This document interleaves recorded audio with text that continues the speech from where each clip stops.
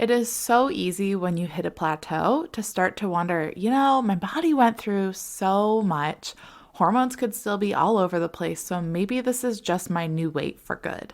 And that could be true, but it also could be false. In the early years of motherhood, all that we're doing in learning and relearning can make it really hard to dig into the things that affect your weight and determine if something is there that's keeping you stuck at that plateau or if it's truly your new weight that your body's just happy at. So in this episode, we're going so deep in. You're going to learn the 5 areas that you can analyze to see if there is a change to make. So you're going to learn the 5 different areas to look into, how to actually make changes in those areas, and ultimately move past this plateau if it is one. You're going to learn so much today, but I would be doing you a big disservice if I didn't remind you about booking a weight loss Kickstart call. Because even after you gain some insight from this episode, because I know you will, and I hope you do, I'm truly not holding anything back from you today, Mama. Like, we're going so deep into this. But even with what you gain from this episode, it can be hard to follow through and actually figure out exactly how this information applies specifically to you and your circumstances in your journey. So as you're listening today, if there's anything that makes you go, that might be it, and I actually think it might be it, but I'm not sure exactly how to make that change, how to make it sustainable, and how this applies exactly to me and how to stay consistent with that new habit, well, then you just head over to thetoughlovemom.com/coaching and book your session, girl. That way we can figure it out and truly apply this to you and get the changes made if you need that. So let's get into the goods.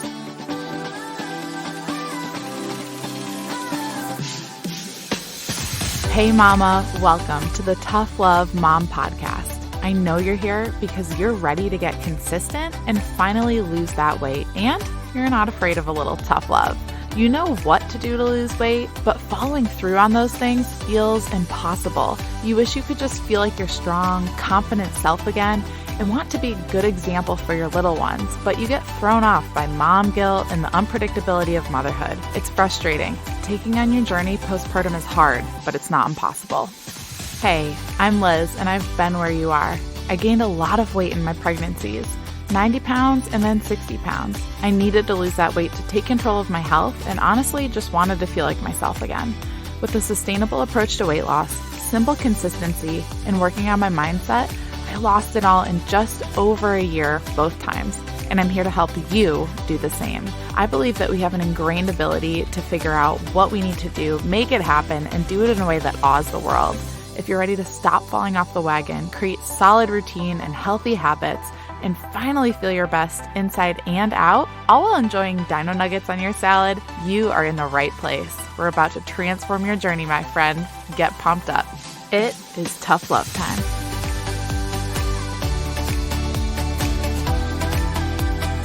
Okay, so is this the weight you've been stuck at for weeks? Is it your new weight that your body's just happy at? Or is there potential for change somewhere in your life or your habits that would help you continue down that path to your healthiest life?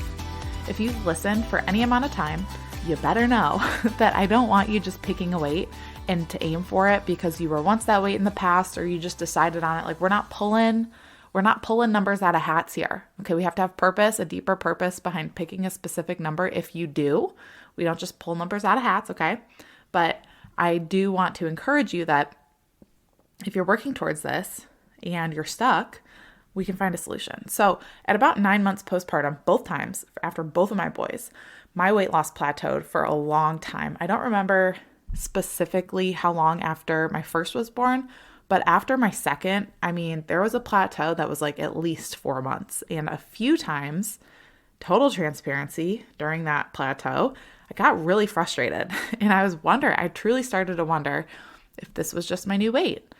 Even though I knew deep down, I had this deep down feeling, just this gut feeling that I could get healthier. And when I say that broad, I knew I could get healthier phrase, the way I felt when I woke up, the lack of mobility in my back still, the bloat that I felt on and off, the fact that physically I knew I could feel stronger and be a bit more leaner. Oh my gosh, I can't even talk. Be more leaner. I knew all of those meant that there were still some pounds to lose. I knew all those together were indicating there's still probably a few more pounds for me to lose, but I was so stuck. And how many pounds specifically, I didn't really know, but I knew I could be and feel healthier still, and weight loss was part of that. So there, you got a quick little mini lesson on one way to determine if, not how much, but if you still have weight to lose. I told you I'm not holding anything back today, but so if for you, all the signs are pointing, yes, there is definitely where I'm at is not where my potential says I can be.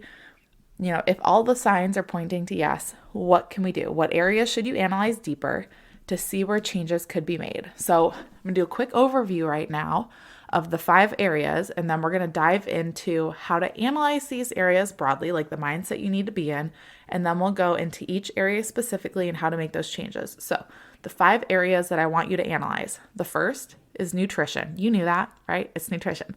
The second is physical activity. The third area to analyze is restoration. The fourth is your expectations. And the fifth is any other lifestyle considerations. So how do we analyze these areas? What kind of mindset do you need to be in before even getting into this? We're going to talk about that real quick. And it's 2 simple steps. Simple, not easy, but simple. The first is you need to detach as much emotion as possible from this process. Your choices that you made in the past that have you where you're at right now do not dictate who you are.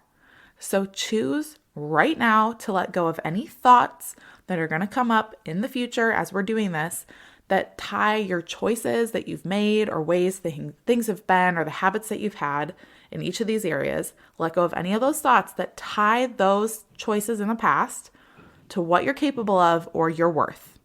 Okay? Let it go. They are not connected. You are not defined by your choices. You are not defined by your past. Okay? Detach the emotion. Detach the emotion. After you do so, if you detach that emotion from this process, I want you to embrace honesty. If I could be a fly on the wall and buzz your ear every time you were knowingly self-sabotaging or making an easier choice that was taking you down the road to, not making you better or healthier and more confident, I would.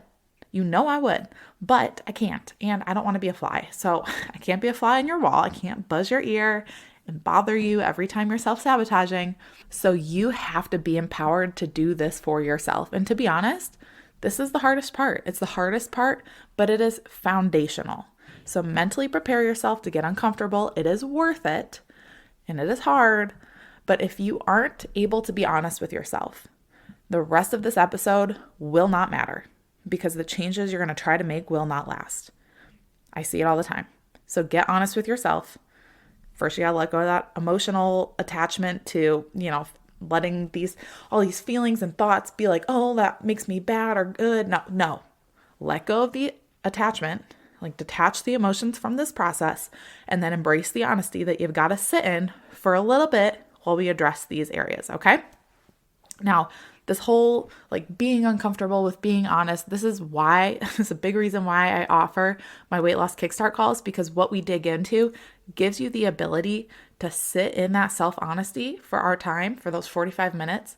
And I get to hold this judgment-free space for us to uncover those things that are keeping you stuck in your journey and stuck at that plateau. If you want to see what those feel like and what those calls sound like, you can listen in episodes 46 and 51. I'll link them below for you, but those are the 2 main steps you need to do to get your mind in the right place to analyze these 5 areas. So detach the emotion, embrace the self-honesty. Now let's dive into those 5 areas we just covered, we just listed out, and talk about the changes you can make. First up, nutrition. You knew this was coming first because it's foundational to weight loss, and it's usually the area we get tripped up in most, right?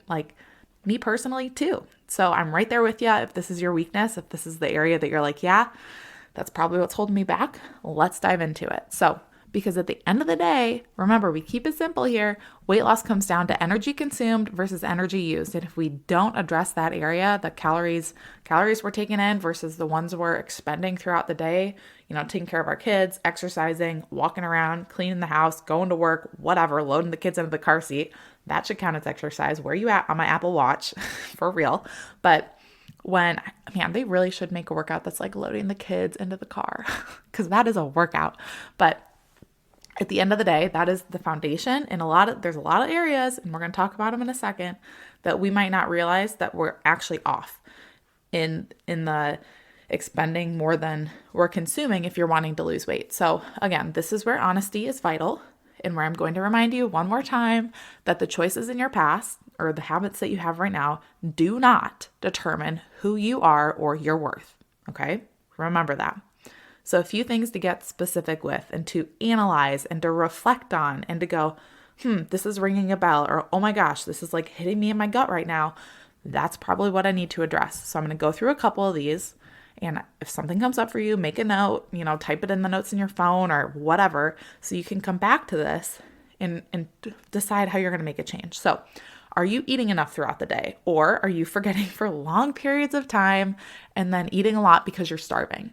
This very simply, very easily leads to overeating because we're going for, y'all, we all do it. Like, we're moms, we're busy. I have days I forget to eat. Never thought I'd say that, but I sure do now. There's days where I forget to eat for like 7 hours. And then all of a sudden I'm starving and I eat a lot of food because I'm so hungry. Okay, if we constantly do that, it's become a habit. And there are probably things we can change so we're not constantly forgetting to eat. If it happens every once in a while, it happens every once in a while. But if it's happening daily, it's something you need to address. And it could very easily cause you to be over-consuming and thus leading you to either gain weight or stay at a plateau. Another thing to get specific with and analyze is stress eating, avoidance eating, emotional eating, whatever you want to call it. Does it happen? Is it during nap time? Is it after the kids go to bed when you can finally turn your brain off and relax? Is there a time of day that's triggered and you find yourself mindlessly eating to avoid certain feelings or certain tasks? Again, this leads to overconsumption, and it's something I think we subconsciously realize we're doing. But again, it's more comfortable to turn to food than it is to face the things that we don't want to face. So another thing that could cause this plateau that you're stuck at. Are you eating enough? This is a big one that can come up, especially if you're breastfeeding. But if and even if you're like dieting, if you're in a constant state of deprivation, especially if you're breastfeeding, again, if you're under 1,800 calories a day, this can start to affect your supply, especially the first few months. But your body can go into preservation mode and it will hold on to weight. And this is often a cause of plateaus if none of the previously mentioned issues are issues. So if you're not eating enough, you're constantly in a state of caloric deficit, and it's a bigger deficit than your body needs on a daily basis to actually lose weight. And this is very specific person to person, so I can't get into numbers here for you. But if you aren't eating enough consistently day to day over time, that can affect your weight loss and cause a plateau. Another thing to consider, are you eating the exact same things every single day? Your body does need variety in your nutrition, just like it needs variety in your exercise. And then last thing I want you to think about is your water intake. This is part of nutrition and it is huge. Well, tough love for you. Coffee is not water. Tea is not water. Any of those electrolyte drinks, like, I'm not going to mention them. I won't do it. But none of those electrolyte drinks are water. And I know you know this, but I'm going to tell you, just to give you a little, I'll buzz your ear right here. Pop, soda, whatever you want to call it. I call it pop because I'm from the good old Midwest. It is also not water. Those lead you to literally drinking your calories and not leaving you full. And to be honest, I probably should have said this one first because this is one of the main culprits to overconsumption of calories. And this will lead you to feeling hydrated when really you're more dehydrated than you were before, especially with things that contain caffeine. A survey, get this, and this is probably going to really hit home. A survey of over 3,000 Americans found that 75% likely had a net fluid loss resulting in chronic dehydration. Chronic. That means like all the time. Yikes. Drink your water and drink a lot of it. Now, I know I'd pointed out the problems and you're probably going, how do I change it? How do I fix it? That's what we're diving into next. So under the nutrition area, how to make changes to address these specific issues. So one simple way, not easy, but it's very simple, is to plan your meals and prep if you have time. Now, this is personally something I really don't do because I've got a good flow. We've got a good system for food in our house, but this is probably the first solution you should turn to if you're winging it right now in nutrition, because winging it leads to making easier choices than harder ones because we're not planned ahead. So just start planning out. So you don't have to And this is the biggest thing, because if you're like me, you go all or nothing, and I do not want you doing this. We've talked about it before, but if you're starting to clean up your nutrition, don't go from what you're doing right now to saying, okay, Monday, we're going to plan out every single meal and every single snack, and I'm going to make all the food and I'm going to prep it all. You're going to burn out.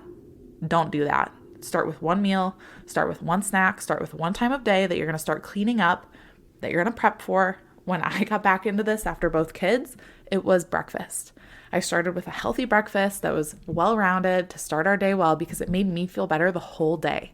And then I got focused on dinners so we could eat as a family and actually eat something nutritious and not like a bowl of cereal.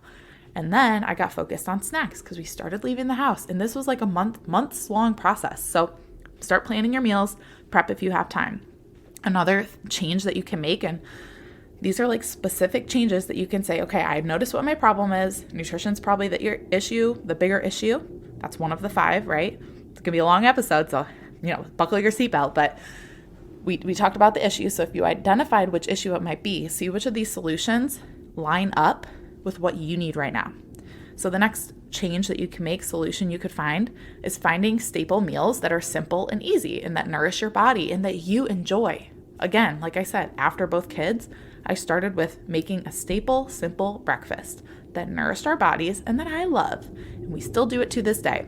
So some ideas for you for snacks and meals that are simple and easy, but that you can make nutritious. And I'll start with snacks. Energy bites. I kept these like the oatmeal and peanut butter and honey ones. You can put protein powder in them too, I think. But these I kept by the bedside the first few months postpartum for when I was like waking up in the middle of the night really hungry. Protein bars, certain kinds of those, fruits, certain veggies, all of those are grabbable, literally. All fruits and veggies. You can just throw them in your purse and just take them with you. A lot of them. A lot of sandwiches too. You get so many macronutrients in a sandwich. If you do, you get a carbohydrate, you can get a protein, you can get healthy fats, you can throw veggies in there. I mean, sandwiches are awesome. Wraps.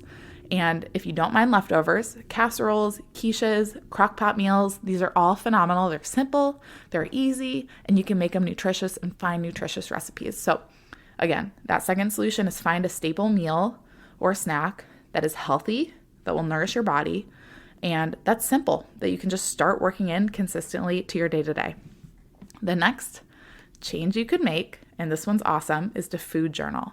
You don't have to do this forever, but doing it for even just a few days is very transformational. It's one of the best self-accountabilities that there is, and it lets you unemotionally reflect on what you're eating and if there are any times of day or feelings or events that trigger certain behaviors and certain choices consistently. Now, don't obsessively food journal like forever, but keep paper in your kitchen for a few days and write down what you eat, how much you're eating, and bonus, how you feel before and after, physically, mentally, any hunger cues you were or weren't feeling, any like stressed or happy or whatever feelings that you had, just like quick note those things.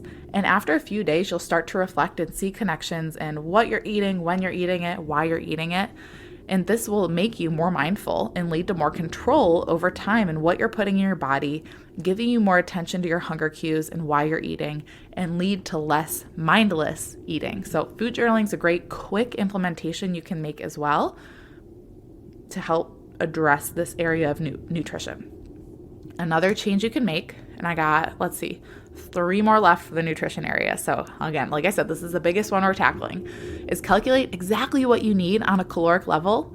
And this is specific person to person. So again, I'm not going to get into numbers here, but if you have the capacity right now to calculate that, you'll take into account your current weight, your activity level. Hopefully you can find a calculator online that helps, that takes into account breastfeeding or not and any specific goals you have. But either way, no matter what you do, you can take that number and plan generically, like make a meal plan for what you'll buy and eat week to week and follow through, or you can just track day to day and see if you fall around that number. You don't have to hit it specifically. I think that's another important thing to note is when you do find out, okay, my body needs about this amount day to day, you're not going to hit it exactly. And I don't want you to. You should be aiming for around that because it will fluctuate day to day and that's normal. Okay. Another change to make that will help address any issues that are coming up in nutrition that you were like, this might be it, is phasing your diet. If you don't know what this is, basically it means approach nutrition differently. Don't have the same meals, don't eat the same types of foods, don't follow the same quote diet forever. You have to have variety. We're not designed to eat one way forever. The same things day in and day out, the same diet, whatever, is going to cause stagnation in your progress. Phasing your diet is a good thing. Changing up what you eat week to week and season to season is so good for your body. And in my opinion, it's really good for your mind too, because you'll have seasons where you're more intentional about your nutrition and more disciplined, and then it will also allow for seasons for flexibility. I mean, I just came off of literally being out of town for 19 of the 30 days in April, and I let April be a totally flexible month. I didn't track what I ate. I just went by what my body was telling me. If there were treats around and I wanted to enjoy one with my family, I did. And that's the season I was in. When I was doing 75 hard last fall, I was being disciplined and intentional. There are seasons and we should be living that way. Okay, it's going to save you a lot of mental stress too. So phasing your diet is another thing you can do. And this is like a broad solution. Again, if you need help figuring out how to tangibly apply this exactly to your situation, I can help you with that. The last thing I want you to address with nutrition is water. So generically, there's some statement out there, and I think it's great just so we know what to work towards, but you should be wanting to drink in ounces at least half your body weight. So if you weigh 180 pounds, that would be 60 ounces of water. You divide that by 2, 60 ounces of water. If you're outside the US, I need to culture myself and learn the different systems, but I don't know them. So I applaud you that you guys figure them out and do the conversions, but per American standards, you want to do half your body weight in ounces. If you're breastfeeding, you want to do at least 100 ounces of water a day, especially that first year, because like I said before, 75% of Americans are chronically dehydrated, and you're a tough love mom, so that ain't gonna be you, okay? Ways to make this easier, like these simple, quick changes you can make to help your water intake. Get some reusable water bottles. Have more than one. Fill them up at night so they're all ready to go the next day. And okay, if I drink all these water bottles, I'm going to have hit my water goal for the day. You don't have to track it. You just say, I'm going to drink those 3 water bottles and we're going to be good to go. And then bring them everywhere with you. I think this is the thing people fall through on. And I think I was just kind of mentally trained to from high school on playing volleyball, but bring your water bottle with you everywhere you go. Drink water with every meal. Set alarms if you have to. There's so many ways to make it habitual so you're not part of that 75%. I'm not going to let you be part of that 75% if you listen to this podcast. So get your water bottle and drink it and bring it everywhere. Tell me where you bring it. Tell me the fun locations you brought your water to, okay? Okay, moving on to the next area. Nutrition, that was a doozy. But like I said, it's usually where people get tripped up the most. And so that's why we dove in so deep. So the next area we're going to talk about is physical activity. So let's talk about first things to consider and analyze what might be causing issues for you. The first, are you less active than you actually think you are? We often feel like as moms that we're more active than we actually are because we're busier.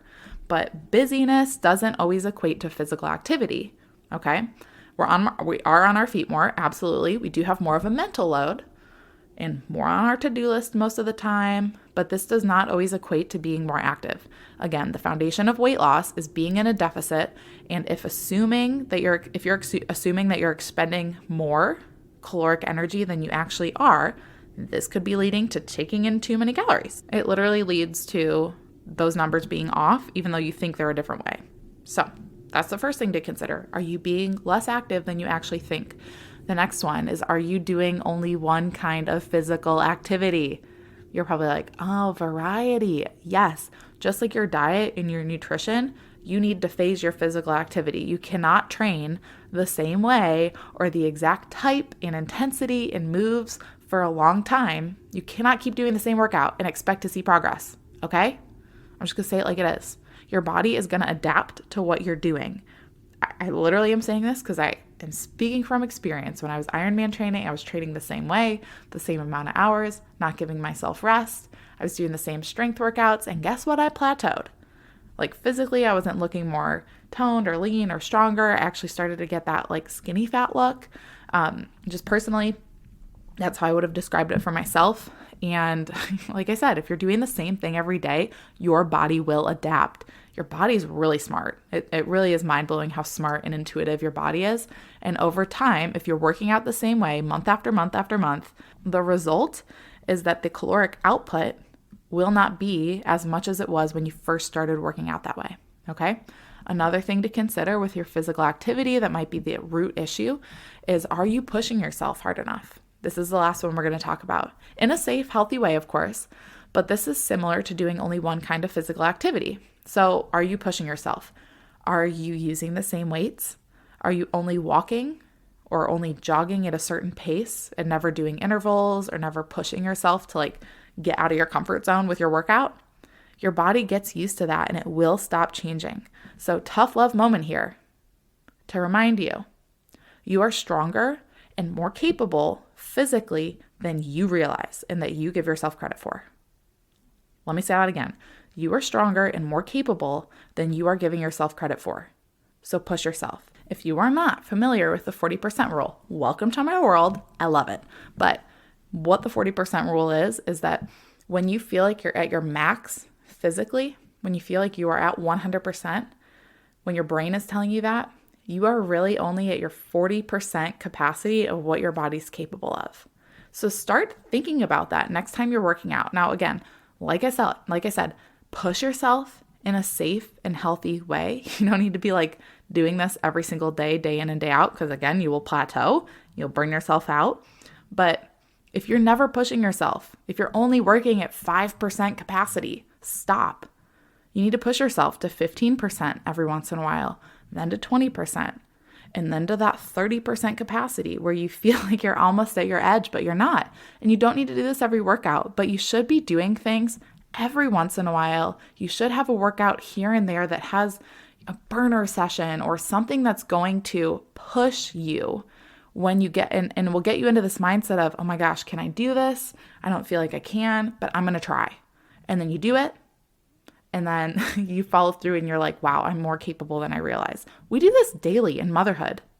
So start doing this for your body too, okay? Push yourself. So how can we make changes in our physical activity? What are the answers to these problems that I just went over? The first one, if you're less active, find some wearable technology. If you have an Apple Watch or a Fitbit, use that as feedback. It's not insanely accurate with like the calorie burn and everything, but you can get feedback from the steps you're taking per day, how much you're standing per hour. You know, in those first few months postpartum, that stuff's going to be a lot less, rightly so. But having some sort of wearable technology does give you data as to how active you actually are. And sometimes we're less active than we think. So it's really good to see that. Also, plan one time a day to take a walk. This is great for your mental sanity. Promise. Like, we love, in this house, we love a good post-nap, pre-dinner, that witching hour. Get some fresh air and go for a walk. It's so good for all of us. So get outside and go for a walk when you can, or plan it in to do it daily. But just move your body. Get outside. It's so good for you. You can also habit stack. And what habit stacking is when you have a habit that you do daily, like brushing your teeth, going to the bathroom, loading the dishwasher. What you do when that's already habit is you add in a new one with that ingrained one. So if you're brushing your teeth, you can do squats while you're brushing your teeth. If you have something in the microwave, do some jumping jacks. I'm just giving you random examples here. If it's a commercial break, stand up and do lunges instead of scrolling your phone. These are simple ways to get more active if you realize that you're not as active as you think you are. And that's like the issue you need to address. The last thing I'm going to say about this and being less active is a lot of the times that happens because we don't get to our workout because we didn't plan it in. So plan your week ahead of time. Choose days that you will work out and give yourself a minimum expectation that you can uphold and follow through. So if you're at a point where you're at 0 days a week and you want to start getting consistent with that, say you're going to go for 3 days a week, you're going to do a workout. This is the time of day you're going to plan to do it. Not exact time, but like after breakfast, before the kids go down for a nap, or during the kids' nap, whatever it is. You have to plan. If you don't plan it, it probably won't happen. So if you're being less active, those are some simple solutions you can put into place to address that issue.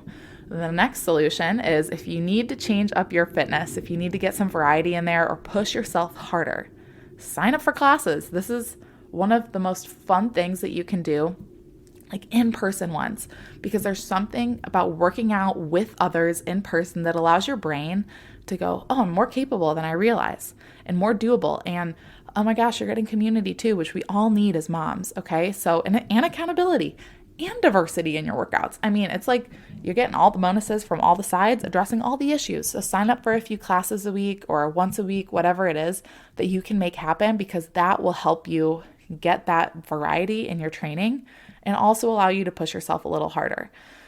Something else to do. You can do this anywhere. If you work out at the gym, at home, you can track the weights that you're using in workouts so you can progress. Like I said, if you're doing shoulder raises day in and day out, trying to get your arms more toned, and you're only using 5-pound weights and you never progress to 8s, you never progress to 10s, well, you're never going to see progress. You've got to track your weights and know, especially if you're doing workouts that use multiple sets of dumbbells or machines or whatever, just like know what kind of resistance you've been using and push yourself.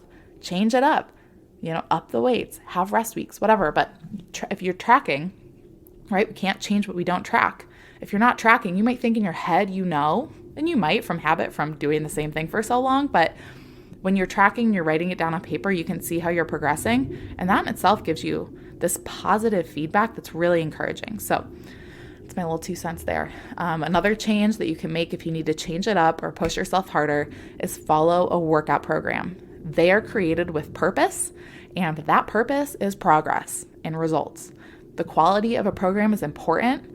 You want to make sure that you're getting a diversity in training, that there's recovery weeks in there where you're not training as heavily. And honestly, there's so many different types of exercise out there that you're going to be able to find programs that fit your preferences, that fit your goals, that fit your schedule, that fit if you prefer doing it at home versus the gym, what kind of equipment you have. So many great options out there. Do look for quality of program. I used specific ones throughout both my weight loss journeys for my kids that allowed me to lose a combination of 150 pounds. So you can get info and access to those at thetoughloveMom.com/programs. But again, following a workout program that's created by a professional is paramount to getting that diversity in your training, that variety, and being able to push yourself, track that progress, and actually see results as well. Okay, next area. Restoration. You might have been like, I wonder what she's going to talk about there. You might know, but some things to consider in this area of restoration that might be tripping you up in your journey, keeping you at this plateau. The first is sleep. Lack of or poor sleep affects everything. Brain function, impulse control, which affects food choices, right? Body system functionality, and when we're sleep deprived, it's very easy to eat too much, which we know that eating too much is going to be overconsumption of calories, causing weight gain or a weight loss plateau. Another thing that could be tripping you up is stress, not just mental or emotionally felt stress, but physical and biological stress as well. So exerting yourself in workouts, sleep deprivation, not giving yourself rest days, and then the emotional and mental stress that you might feel from just life or motherhood in general. All of these types of stress increase cortisol, and cortisol increases your appetite and thus leads you to eat more. So see how this all comes back to nutrition, but sometimes nutrition and just quote eating healthier isn't necessarily the issue. It could be something underlying that's in another area of life. Another restoration thing to consider, and I hit on this for a second when we were talking about physical activity, is rest from physical activity. So literally throwback to before kids when I was Ironman training, I talked about this a little bit, but I was overtraining hardcore. And this ties into training adaptation too, where your body gets used to the intensity and amount of exercise, and so it needs more or different to see continued results. And personally, I was training the same way, same strength workouts, and I started to plateau.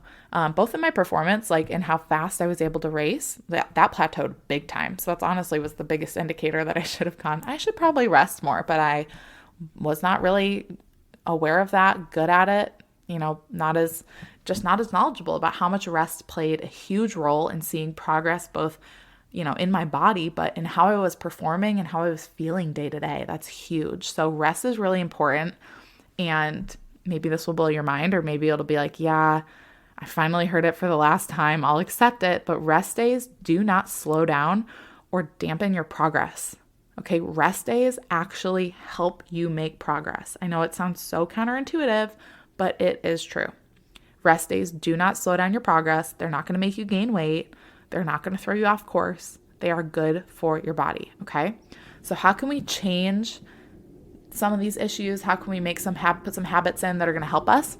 Let's talk about sleep. So we can't really control that if our kids are still a factor in us being sleep deprived, aside from getting to bed earlier. Am I hitting a chord? Are you, letting the day kind of get away from you, or trying to do all the things after the kids go to bed, or trying to unwind by like watching mind-numbing TV, and then you keep watching it because Netflix just keeps playing the next episode? You got to get to bed earlier. And that could totally mean addressing habits like scrolling, TV, and time management during the day. And that's uncomfortable. But again, if we're not sleeping well, it's affecting our impulse control. It's affecting our appetite levels because we're more stressed. And I'm not kidding you. If you just go to bed earlier, right? Like sometimes our solution is just going to bed. And if you just go to bed earlier, it would make it easier. But it's hard because you got to break down some of these habits that are mind numbing and you feel like are helping you unwind, like watching TV and scrolling, or avoiding certain tasks during the day and then trying to get them done when your kids are asleep. It's just hard. And it can be so layered. So that's, got to dig into that and figure it out. Stress is another area. So let's talk about some ways we can handle stress. First is the mental load that we're carrying as moms. Communicate them. Communicate them with your husband, with a close mom friend, not in a complaining way, but like I'm going through this. Are you going through it too? Do you have any advice for me or solutions? Like let someone else carry that burden with you. Don't try to carry it alone. Communicate it, talk through it, have a therapist. I mean, that mental load is too much to carry by yourself, so talk it through. You can brain dump. This is something I do probably multiple times a day. When ideas or thoughts come into my head, or I'm like, oh, we ran out of the stain removing laundry detergent, so I need to buy some. That literally happened this morning. I wrote it down. I keep like a notepad on our fridge and I just write random things on it throughout the day. And then at the end of the day, I bring it to my planner and I schedule stuff in. I add stuff to my grocery list. I mean, you don't know what's going to show up on that list because I just write down things when they come into my brain. Some of it's business, some of it's running our household, some of it's life-related stuff, or just like I heard something that really struck a chord and I want to just remember what that phrase was. I mean, that list has all the things on it. And so I just brain dump them as stuff comes up throughout the day. And at the end of the day, I go put it somewhere where it belongs and I can take care of things.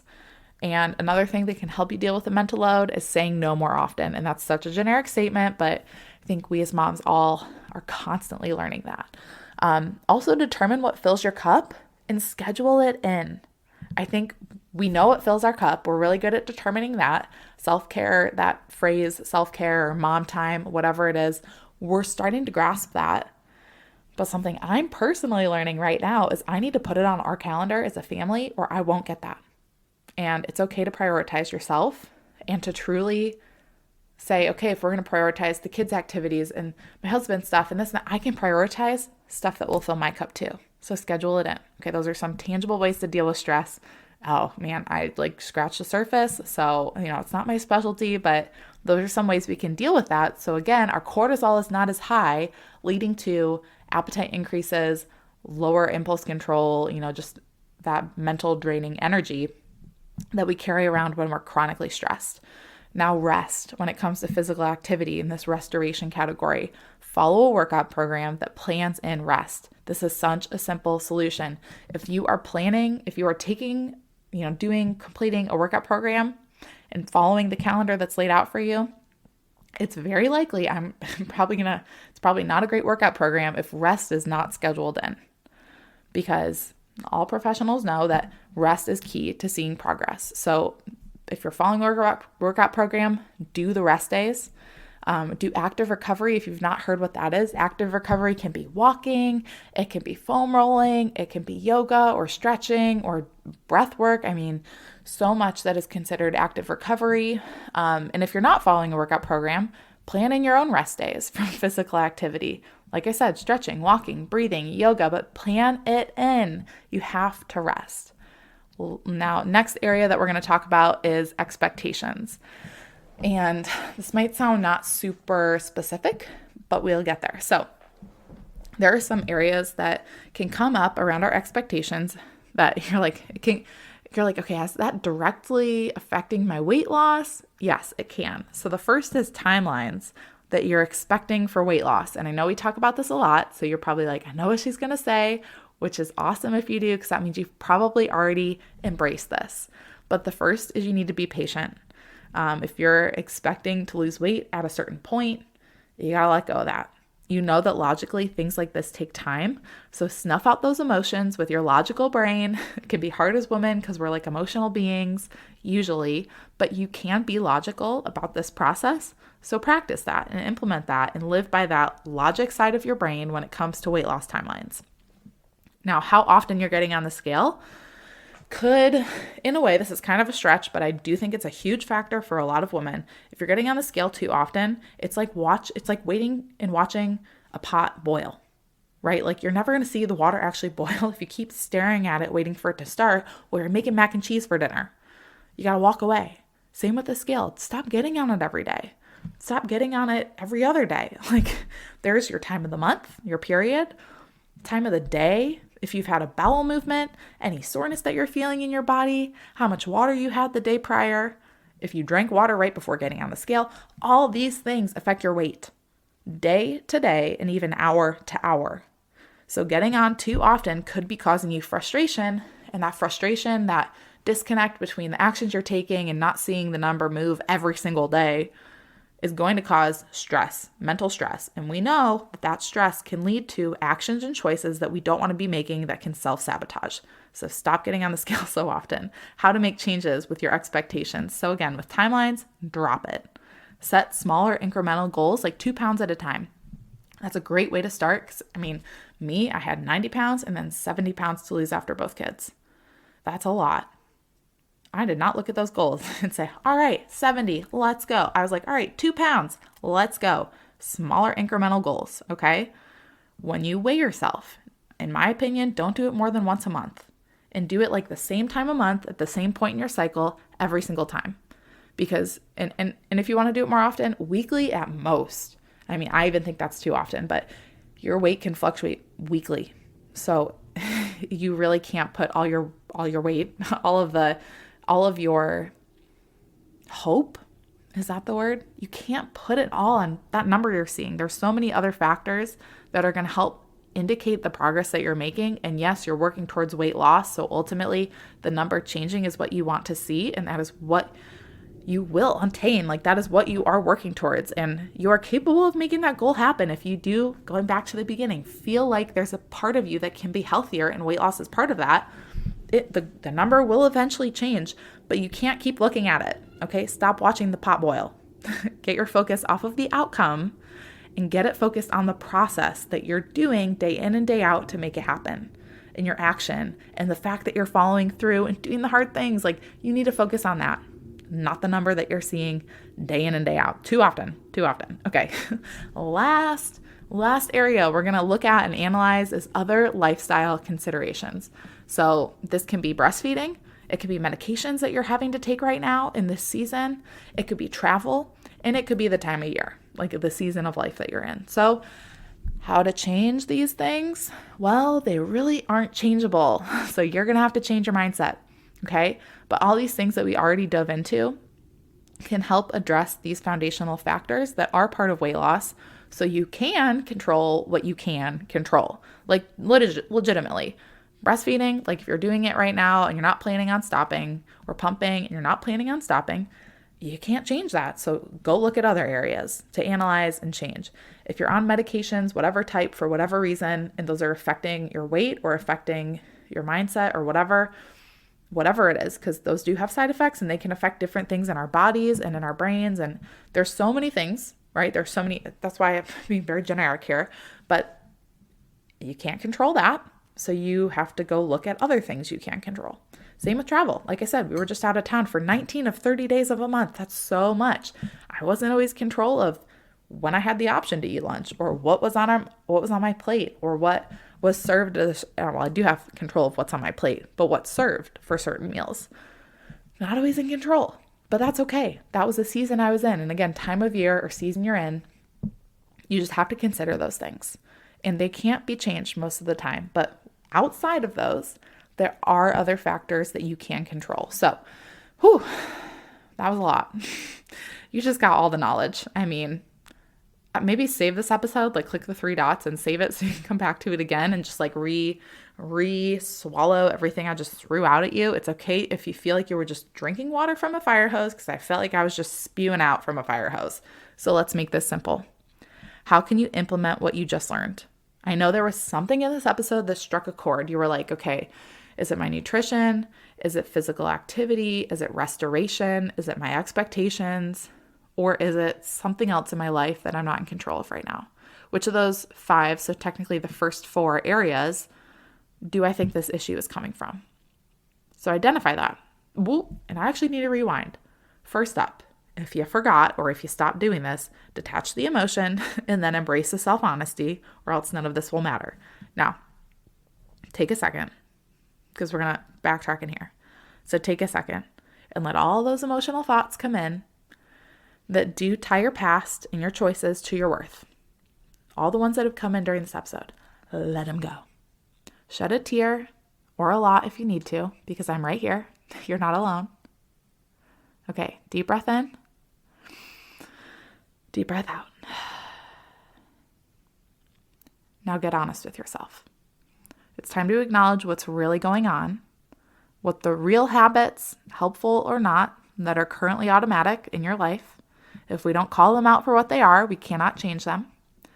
But you are ready and you are equipped to do so, to make those changes. So again, what to tackle first? Which area is it in? And we're going to pick one thing, okay? Pick one area. Is it nutrition? Is it physical activity? Is it your restoration or your expectations? And then whatever struck a chord with you most from one of those areas, pick one. Pick one issue that you were like, I think I need to start there, that you learned about today. Just one. How many? Tell me. I can't hear you. Say it out loud. How many changes are you going to make? 1. That's right. Cool. Okay. Because too much at once will almost guarantee inconsistency over time. And that inconsistency leads to no lifestyle change. But we are here for the lifestyle change, aren't we? Yes, we are. I'm literally having a conversation with myself. Okay, so I'm going to stop talking to myself and just expectantly and excitedly wait to talk to you. Yes, on your weight loss Kickstart call. In this one-on-one session, we are going to dig into your biggest struggles right now so we can uncover the one thing you need to get consistent with first. One thing. That way you can grow that consistency and confidence right now. Like for real, imagine if you no longer felt like you were trying to piece together your journey, but were actually on top of your habits and your choices. Like you felt in control of those things. Imagine if things like working out and eating well just felt like normal parts of your day, just who you are. You feel like you have it together. You feel healthy inside and outside, and you're confident because those habits that you want to be consistent with are literally just woven into your day seamlessly. What you learned today compromises all of the changes I come up with on these calls with different mamas, but which one's for you? Which one did you figure out? And how can you make it your lifestyle? How can you make it automatic? No more forcing these habits. No more forcing this, quote, healthy life or healthy eating. No more forcing it. That's what we're going to figure out on this call. And then you'll walk away with my custom Kickstart habit tracker and my accountability. So you can track your progress and your growth with that one habit. And to truly serve you and provide the accountability over time, because I felt really convicted in this, and because I believe that it truly takes time to create lasting change. So I decided to start offering a 3-call package as well as the one-time standalone call if you just need one to figure out that one habit to really kick yourself back into gear. But if you do need that accountability and sustainable change, like you just feel like your lifestyle's not where it wants to be or not where it used to be, and you can't figure out how to get out of that rut. I've been there. I was there after both kids, and it took so much time to get out of that. And I had to rely on a lot of piecing it together myself. It took a long time, and I don't want that to take forever or be impossible for you. So I'm going to walk you through the process I've gone through the right habits for you at the right time. The 3-call package, you literally get 3 calls for the price of 2. That value will not be forever. So go grab either 1 call so we can dig into your journey and find a habit that will help you kickstart your weight loss, or in my opinion, the best option is go grab that package of 3 so we can do that and make any necessary pivots over the course of a few weeks or a course of a month or 2 so you can finally get on the road to weight loss and confidence with simple consistency and a dose of accountability for me. So now's your time because I'm only opening up 8 coaching spots for May. What? And there's already 2 taken. So first come, first serve. There's only 6 left. So go book one before they're gone. You can do that at thetoughlovemom.com/coaching. It's linked below for you too, because I got to make it simple, but this will help you get consistent in the right habits in the right way. So you can finally feel confident while you lose that weight, not waiting until when you get there, okay? You got to stop trying to figure this out on your own. I'm proud of you for being so bought into this podcast, and this is a resource because when you are educated and equipped, you are thus empowered to make change. And you're doing that right now. You're listening, you're still here. So I wish I could just hug and squeeze you because it's hard to take that time for yourself to truly learn, but you got to implement. And if you have trouble with that implementing, I'm happy to help on these calls. Let's get you focused. I want you to, that's leaving this call, no matter what you choose to do, get focused on one thing and get consistent with it. Whichever change that you were like, that's it, get consistent with it, okay? And if you need the support with that, if you need the tracking system that I use with my clients, if you need the accountability, go to thetoughlovemom.com/coaching, and I cannot wait to get you on the path to weight loss the right way, the confident way, and the simple way. Go get after it, mama. Before you go, thank you for spending this time with me on the Tough Love Mom podcast. If this episode encouraged you in any way, the number one way you can thank me is to leave a review letting me know how the show has impacted you. Then send this episode to another mom friend or take a screenshot, post it on social media, and tag me so I can personally thank you for helping me on this journey to impact thousands of moms. I'm so grateful to be on this journey with you, sister. Until next time, get after it.